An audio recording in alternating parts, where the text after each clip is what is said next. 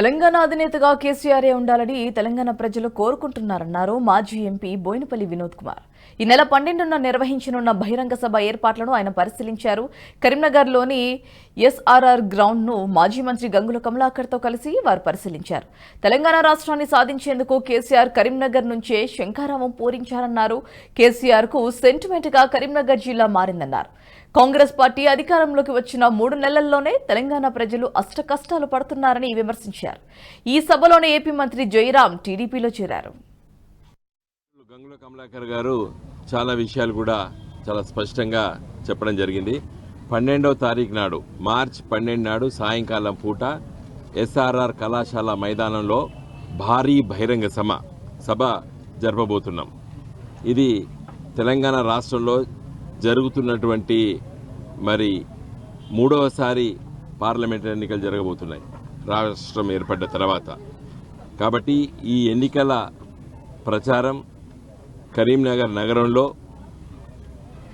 తెలంగాణ రాష్ట్రంలో మొదటి సభగా జరుపుకుంటున్నాం.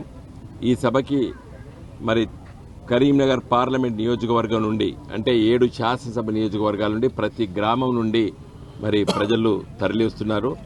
ఈ సభలో కేసీఆర్ గారు ఈ పార్లమెంట్ ఎన్నికల్లో మరి గులాబీ జెండా నాటి టీఆర్ఎస్ పార్టీ నేటి బీఆర్ఎస్ పార్టీ అభ్యర్థులు ఎందుకు గెలవాలి, పార్లమెంట్లో గులాబీ జెండా ఎందుకు ఉండాలి అనేటువంటి దానిపైన చాలా స్పష్టంగా మరి వారు వివరించబోతున్నారు. చాలామంది అడుగుతున్నారు, మరి ఢిల్లీలో బీజేపీ పార్టీ అధికారంలో ఉంది, రాష్ట్రంలో కాంగ్రెస్ పార్టీ అధికారంలో ఉంది, ఈ 2 జాతీయ పార్టీలు కదా, మరి బీఆర్ఎస్ పార్టీ ఏం చేస్తుందని చెప్పి కూడా కొంతమంది పత్రికా మిత్రులు అక్కడక్కడ అడుగుతున్నట్టు మరి మాకు సమాచారం. నాతో కూడా ఒకరిద్దరు ప్రశ్నించిండ్రు. మేము చెప్పదలుచుకున్నాం, తెలంగాణ ప్రజలకు తెలంగాణ పార్టీ అవసరం. కరీంనగర్ నగరం అంటే తెలంగాణ ఉద్యమంలో కీలకమైన పాత్ర పోషించి కరీంనగర్ నగరం, కరీంనగర్ జిల్లా. తెలంగాణ రాష్ట్రం ఏర్పాటుకై ఆనాడు ఒక పార్టీ స్థాపించి టీఆర్ఎస్ పార్టీగా స్థాపించి ఒక పవిత్రమైన లక్ష్యం తెలంగాణ రాష్ట్రం ఏర్పాటు కావాలని చెప్పేసి ఒక పవిత్రమైన కార్యక్రమాన్ని మొదలుపెట్టింది గౌరవ ప్రథమ ముఖ్యమంత్రి కేసీఆర్ గారు. ప్రారంభం చేసింది కూడా ఆ రోజు సింహగర్జన పేరుతో స్టార్ట్ చేసింది కూడా ఇదే ఎస్ఆర్ఆర్ కాలేజ్ గ్రౌండ్ కరీంనగర్ నగరం.